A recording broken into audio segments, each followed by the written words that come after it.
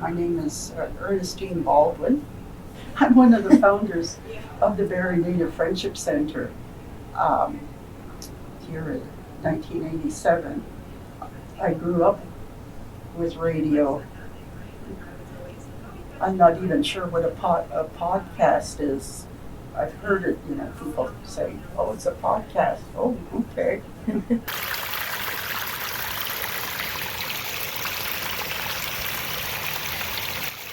My name's Greg. I work here at the center. I've always had a love for radio and listening to stories. I can remember as a kid always listening to the radio at night, and I would fall asleep listening to like hockey games, baseball games, and that's kind of morphed into listening to talk radio when I was like in my teenage years. And so when this opportunity became available where we could talk about things going on at the Friendship Center and Indigenous issues and topics, I thought it'd be a great opportunity to sit and chat about that with colleagues. And so I'm really excited to do that. And I think it should be really fun. And hopefully the listeners get something from it and they want to, tune in and check it out and see what's going on. Awesome. That's great. Mm-hmm. Okay, I'm going to go next. My name's Samantha. I've been working here at the Friendship Center now for over 5 years. And one of the things that we've always had trouble with is really communicating with our community in different formats.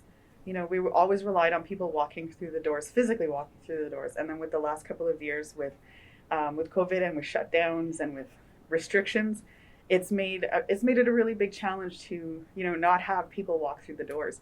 And I really miss talking with people and hearing their stories, because that was one of the things that I really liked about our lounge at the center is, you could sit down, have a coffee, and talk to any random person that came in through the door. They could be looking for somebody else or just passing through. And I really miss that. And I think, people also miss hearing from us, because they also, recognize us in different, places around the city. And I was hoping to, look at this form of media and communication so that we could talk with them. And I do like talk radio. I do like the whole idea of stories. I love the, it wasn't quite podcasts, but it was stories that would like true crime, or I used to listen to Afghanada a long time ago. And it was just nice because you could hear, it's like hearing and peering into somebody else's life for a little while. And it's just a little snippet. And then you want to know more. Mm-hmm. So I'm excited to do this. And I kind of want to know more too. Mm-hmm. Good. So my name's Paige. I've worked at the center about 4 months now. I too love radio. I always have. CBC radio, I grew up listening to that, both AM and FM. I actually used to have a radio show in Peterborough with my sister, and I learned a lot about the history of radio through Trent Radio in Peterborough. And I just think it's really a special thing, like, to listen to someone, especially if you live alone and you're at home alone, and it brings like a sense of community, even though you're not physically in touch with them. And sharing stories is so important to our culture. So like a podcast just seems really appropriate for BNFC, especially, with the landscape with COVID and everything. And people are really missing those human connections. So, and there's so much wonderful things that we do here at the center for Barrie and surrounding communities. So I'm just really excited to be here and to chat with everyone and see where this podcast goes. It's a fun adventure. Good morning. My name is Ernestine Baldwin. I'm one of the founders of the Barrie Native Friendship Center here in 1987. So I grew up with radio. I'm not even sure what a podcast is. I've heard it, people say, oh, it's a podcast. Oh, okay.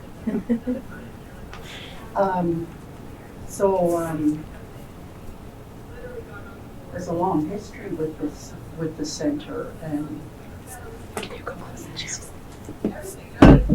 I've been the elder since 1996. And I know why. It's not because I knew a lot of the culture. When we first started the center, we had no idea. We had no culture. We just learned. We brought people in to help us learn. No, but we learned the culture through the center for having people coming to talk to us and helping us to how to do sharing circles, and introduced us to smudging. So when I moved here to Barrie in 1976, I didn't even see any Indigenous people around. So it wasn't until we started the center that people started getting together. So I'm happy to be here and share whatever I can. If you don't mind me asking you, Ernestine, who was the driving force in getting that, like, really instrumental in getting that community together? Together? Yeah. Well, in the beginning, there was Sun Housing. I discovered through my sons playing hockey. Their coach was Frank Sutherland, and him and his wife were, and some other people started the Sun Housing. It was income housing for people coming off reserve to have a place to live. And then I realized there was a big community, and so we did get together. And Ken Giroux's, he's another founder. He had connections with the OFIFC. His sister was the president, I think, of the Toronto office down there. So we just all got together and started talking about, wanting us to have a place to gather, a place to come together. So yeah, it took a little while, and sadly, most of the founders have passed on. Yeah, so it's really was really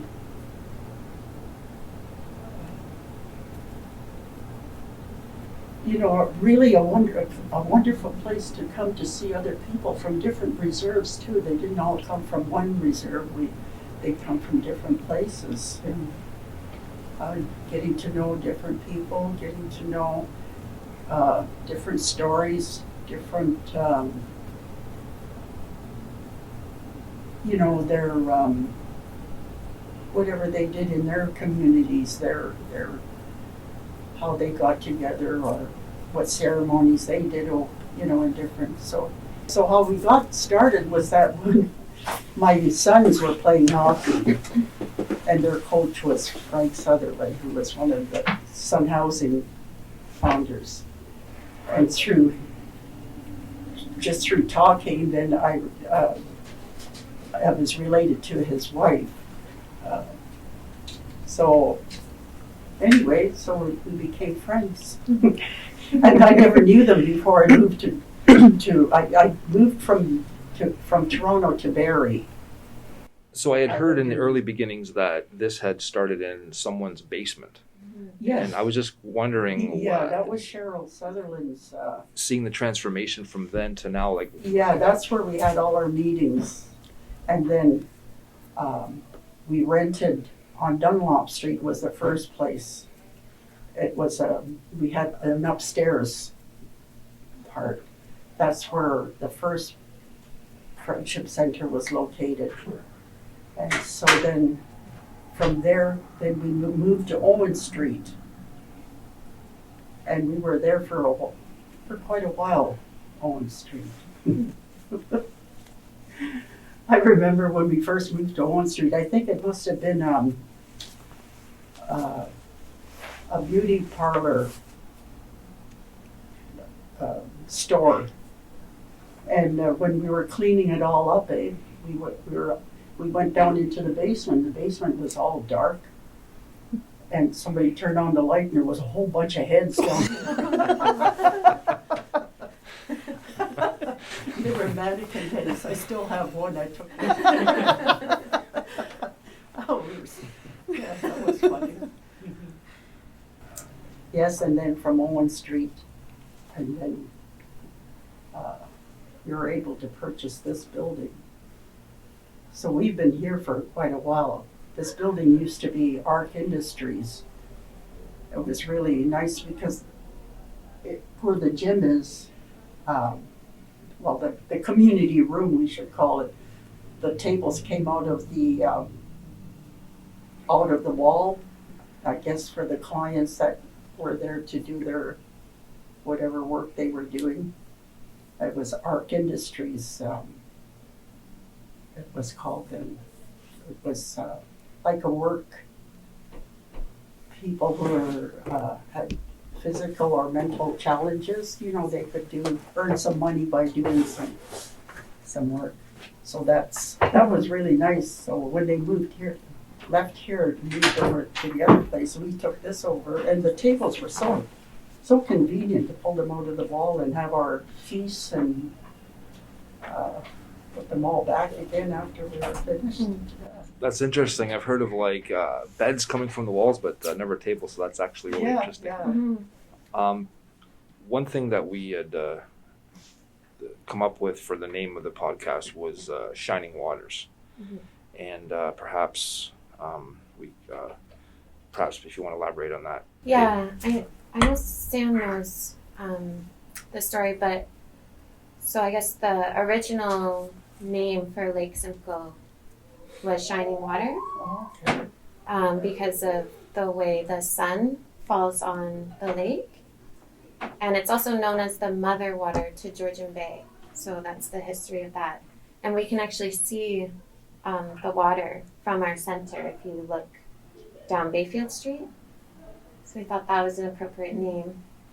Yeah, it must be something, Ernestine, to have been around the entire time from the beginning to now and see all the changes. Yeah, it is. Yeah.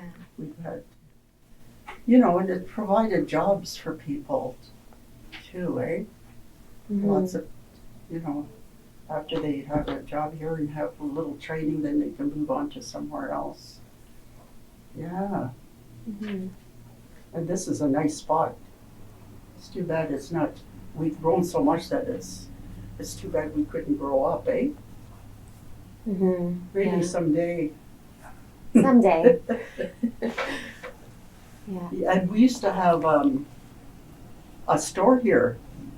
It was called Nokmas Craft Shop. Oh, really? Yeah, and Nice. I think it was Tina Giroux who was the first person to come and, to look after the store. Yeah, and we had people come and bring craft stuff, Mm-hmm. and then we sold, and lots of changes. And we used to run a Head Start program with my little granddaughter who graduated into grade out of Head Start. And we used to have congregate dining with the elders and the children together. Yeah, over down in that other room down there. Okay. I got We all meet once a week at the elders' We're in the process of getting and had dinner, and then the children were in the middle, eh? They would come and have their lunch with us. It's so cute. I know from living in Barrie my whole life, I had never been in this building until I had started working here in the fall of 2020. And I'd always wondered what kind of went on here and things like that. And it's been really nice to see what the center offers and the people that work here and different personalities and how everyone is contributing to the community. I can remember on Every Child Matters Day, I was doing a group on the Thursday night, and it's known here among the center that we have spirits living here and things happening. And I can remember on that, the night before Every Child Matters, I was doing my group here, and the energy was very, you could feel it, and there was like a lot of noise going on. You could hear things, and it just seemed like, I don't know, something was trying to say something or let their presence be felt. And I can remember coming in after on the Friday after Every Child Matters, and it just seemed, I could really sense it. I don't know if that's just something, I don't know, but it just seemed very light. And I don't know, I believe things are here and trying to say something. I haven't heard of anybody else talking. Well, I mean, they probably did. I'm not here all the time, and I haven't been. I was teaching, so I wasn't here every day, during all this time. I was away teaching for 1995 to 2010 for the Rama particularly. So I wasn't here every day, to see all whatever else was going on. Yeah, so it's like recently again that I've been able to, to come back fairly often, not as much as my husband used to come here. He used to come to the elders meetings. Then when I retired and I started coming, he stayed home. Yeah, he made moccasins and everything. That's where he had Ursula Jocko. Yeah, he came down here when I was working because he's been retired. And no, he doesn't come down. Funny. He must feel funny, I guess. And he won't go to me.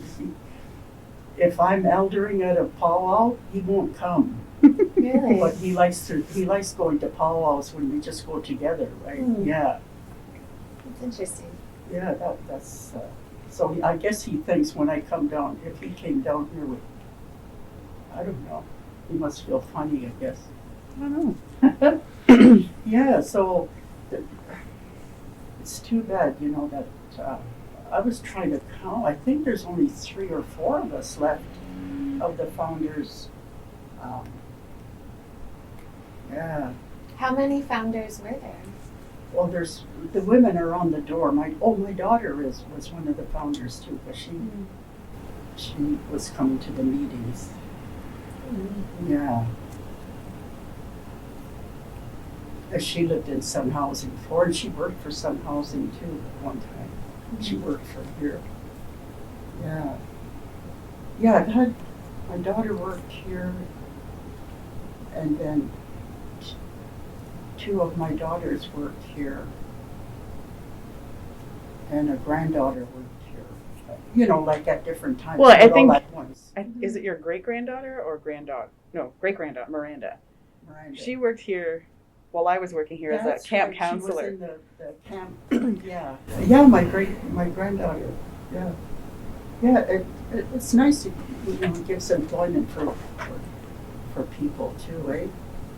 Well, it's cool that you're like different generations have different kinds of connections with the Friendship Center. Yeah. Like I'm not from Barrie. I moved here 10 years ago, but I grew up in Sudbury. Yeah. With the Friendship Center over there, and my parents, both of them sat on the board and did all kinds of stuff in the late 70s and early 80s, and into the 90s. But I remember, I always found the Friendship Center just a comforting place, like knowing that it was there, even if I didn't go all the time. And I wonder sometimes if that's how people feel about us at the Friendship Center, it's like they like knowing we're here. And then if there's something, like if they need something or if they need a connection or something, then they feel like they could. I like to think that they feel that they could come in and chat with us. And I mean, that's what I hope. Yeah, I know, Sure. eh? Yeah. And well, I'd like to see more of the younger. We need to have more things for younger. You know, the young people. Like, they don't have to be in school, but you know. I agree with you They 100%. really have no place to do anything. When I was a teenager, we had dances every night of the week. And when I lived in Toronto, and then you only pay 10 cents or 15 cents to get into the dance. But I danced every night of the week. Sunday afternoon, Sunday night, we just danced just everybody knew where to go to a dance. They would be at a school or just at a place. And a Saturday night, they would have this dance in this big house. You climb the stairs. And the old elder people would be the ones that were, what do you call it? Supervising or chaperoning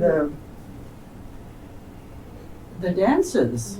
Yeah. So then you had all the generations together too, Yeah. which is nice. Yeah. Gosh, that was nice. Yeah. Yeah.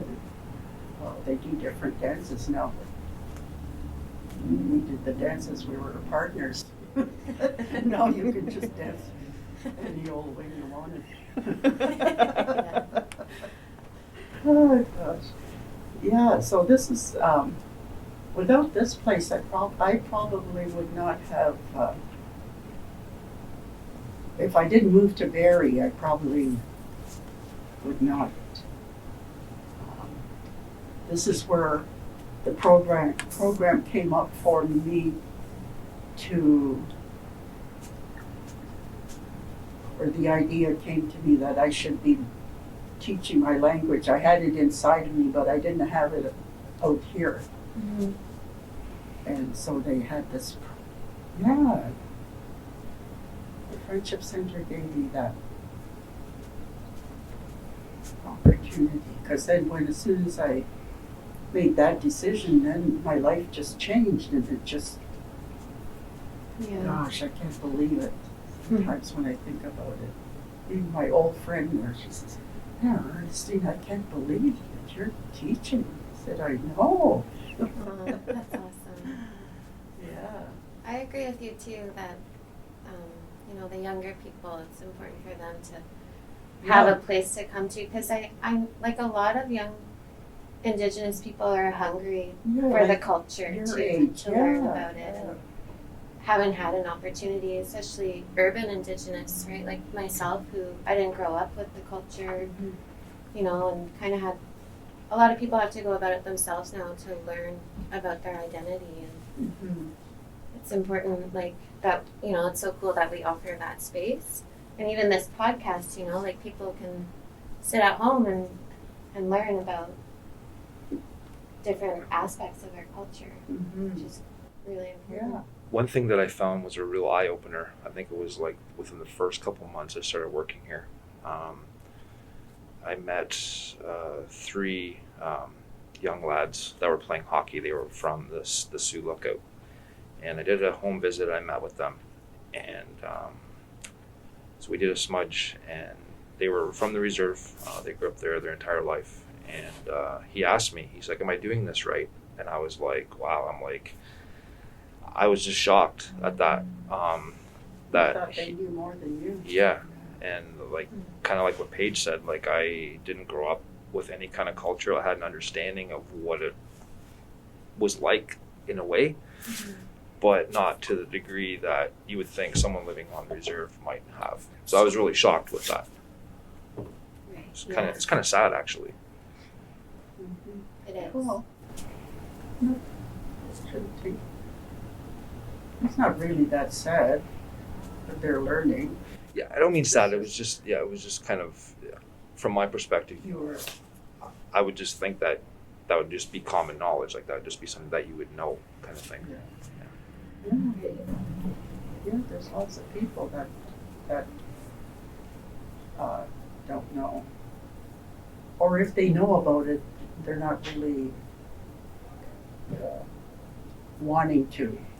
Yeah. Yeah. So, yeah, that's I always think that's when I talk to people and I talk about how that, that the culture would. I grew up not knowing that we had any kind of spirituality at all, I think I kind of knew, but I didn't. I remember, like, I grew up on the reserve till I was 10, and then eventually my mother went back to live there. And when my mother passed on,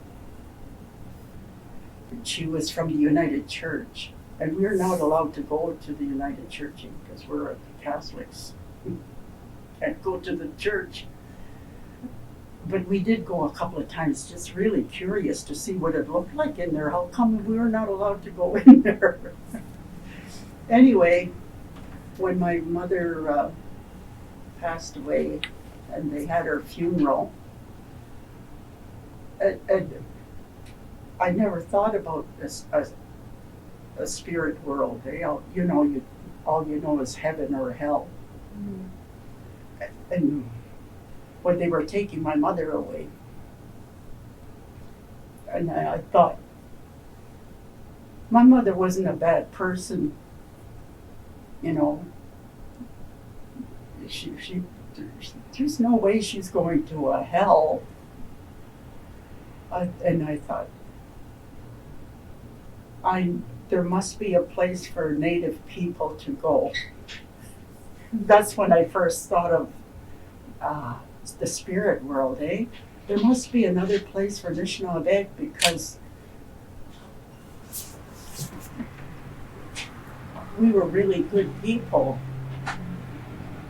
And just because you didn't have a Christian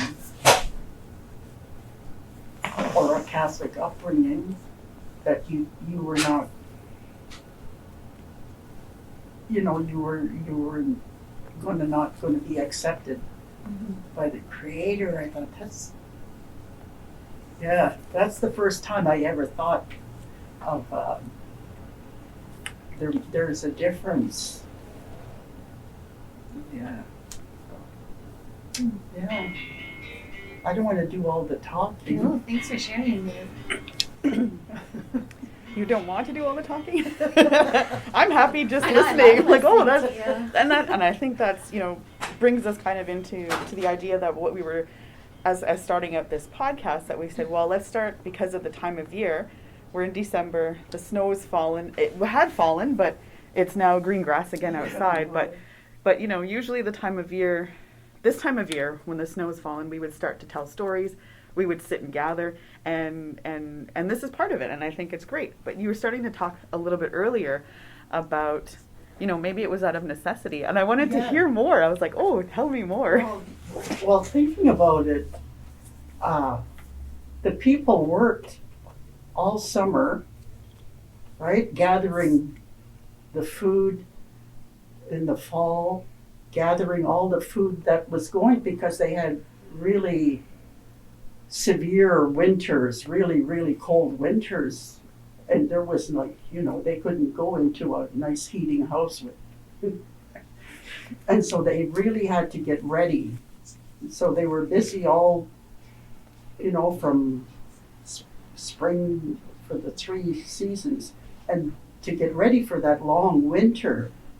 So that was when, after they had all their stuff ready, getting ready for that long winter in their teepees or their whatever they call their.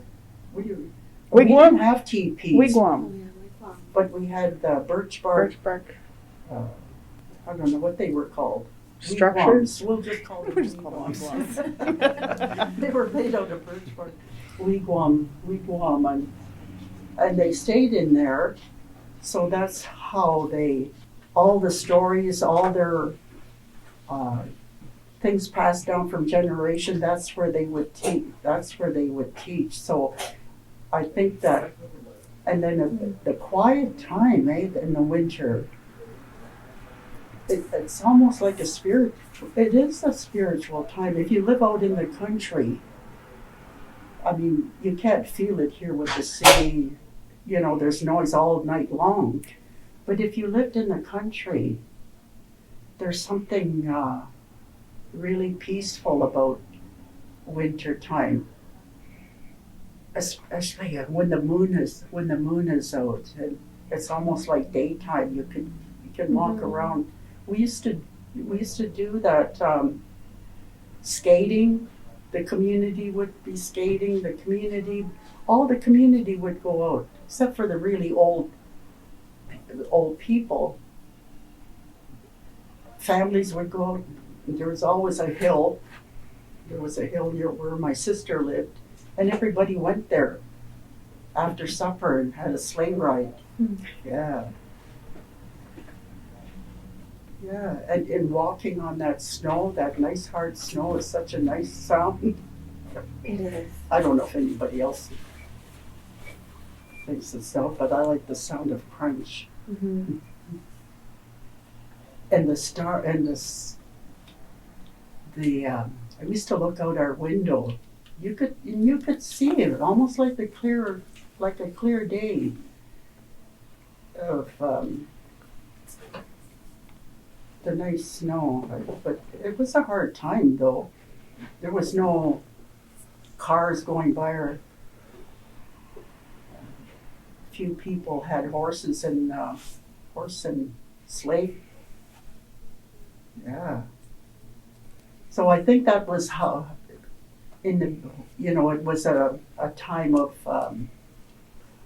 people. People had a lot of time for thinking and. Yeah. Playing games, I remember my mother and stepfather, a neighbor would come over and they'd bring out the Chinese checkers. It was ugly. They played Chinese checkers all the time. Making tea and just talking, and we'd be listening upstairs. Listening to what they were talking about. Yeah, and we had an elder lady. Well, we called her Maggie Bunham, but I think her last name was Maggie Jones. I don't know where she got that Bunham name. But what she would do is, because she was a widow, she would come and stay at our house. She'd come and stay there for maybe a month in the wintertime, and she told stories, and we just sat and listened to her. She told stories of like different things about bear walking and stuff. They're scary stories, all in the language, Like she didn't speak English. Oh, and then she would leave our place and then go and move on to stay with another family. Oh, that is so cool. That's what she did in the wintertime. Yeah. Yeah, Maggie. It must have been the 1940s, because I was born in 1939. So, and then I moved to Toronto in 1953, I think. So in between those years, yeah, I lived in. It was nice. I was really lonesome when we moved to the city. Mm-hmm. But, yeah.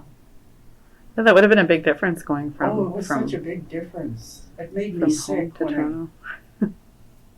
I used to get sick when I got on the streetcars, the fumes or Oh. something. It just, I get a headache. Yeah, Yeah. I hate it. I didn't like it. My brother and I wanted to, we should find that station and take those, follow those tracks back to our home, eh? Oh, gosh. But we got used to it. But spiritually, I guess, too, eh? You could speak about the spirituality of the solstice. Maybe. I was thinking like because I grew up in the city as well, and I would spend my summers and different breaks back in my parents' home communities. So my mom's from Chiging, Manitoulin, my dad's from Wiikwemko. So I would go back there and stay with family periodically as I was growing up. And it was just always very different. But I really only stayed with my family, so my parents' family, when we'd go home. So I didn't have a lot of, as when I was younger, I didn't meet a lot of other people from the community. It wasn't until I got older, and in our communities, your last name and who your parents are and who your grandparents are, that places you. So it was always, what's your name? Oh, my name's Samantha Kinoshameg. Who are your parents? There wasn't any other nice to meet you. No. You're welcome. Yeah, that's right. Who are your parents? So I'd be like, okay, my parents are Ray and Lila Kinoshameg. And then sometimes they would say something, usually in Ojibwe, referring to probably my dad. And then they would ask, about my grandparents, depending on how old the people were. And then I would say, my grandfather's name was Joe Kinoshameg. And my grandmother's name was Stella Kinoshameg. So, sometimes that would come up, or they would tell me who my grandparents were and tell me something about them. And so, spending the winters out there, again, with a lot of Christian influence, we celebrated Christmas and not so much solstice back then, but now, with my parents, it's moved more towards the solstice celebration and that change of season, celebrating the whole time, going from, how is it? The nighttime is the longest night of the year. We celebrated that because then you're going into that long night and then you're going into the other side. And then, we would attend, they used to call them midwinter ceremonies, and they would happen after Christmas, usually in January. So I grew up with this really what are we doing? We started, late November. We do stuff with this family, we do stuff with this family, and then we do stuff with community and all of these different things that were going on. But it was a lot of sit down and listen to what's going on.